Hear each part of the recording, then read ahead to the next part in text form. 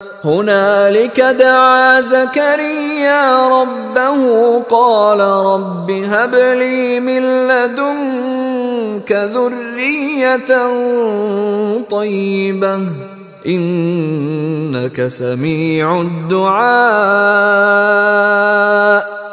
ہنالک دعا زکریا ربہ. ہنالک یہ بالکل اس طرح سے دیر اینڈ ڈن.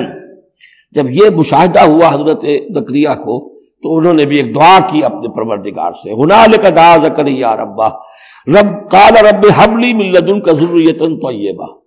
اے اللہ مجھے بھی بڑی کوئی پاکیزہ اولاد عطا کر دے. بہت بوڑھے ہو چکے تھے.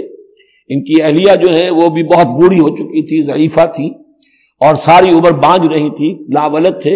یہ ساری تفصیل پھر سورہ مریم کے اندر مزید کھل کر آئے گی، اس لیے کہ یہی مضامین وہاں بیان ہوئے تھے مکی دور میں. جبکہ ہجرت حبشہ کے لیے مسلمان گئے تھے تو وہاں جا کر سورہ مریم کی آیات جو ہیں وہ پھر حضرت عبداللہ ابن جعفر نے پڑھ کر سنائی تھی. اس مناسبت سے یہ مضامین آپ کو سورہ مریم میں بھی ملیں گے. ساری عمر بوڑھے رہے اور بے اولاد رہے، لیکن اب وہ ایک دبی ہوئی خواہش، چنگاری وہ بھڑک اٹھی. اے اللہ اس بچی کو تو یہ کچھ دے سکتا ہے تو تیری قدرت ہے مجھے بھی ذریۃ طیبہ پاکیزہ اولاد عطا فرما. انک سمیع الدعاء، یقیناً تو دعا کا سننے والا ہے.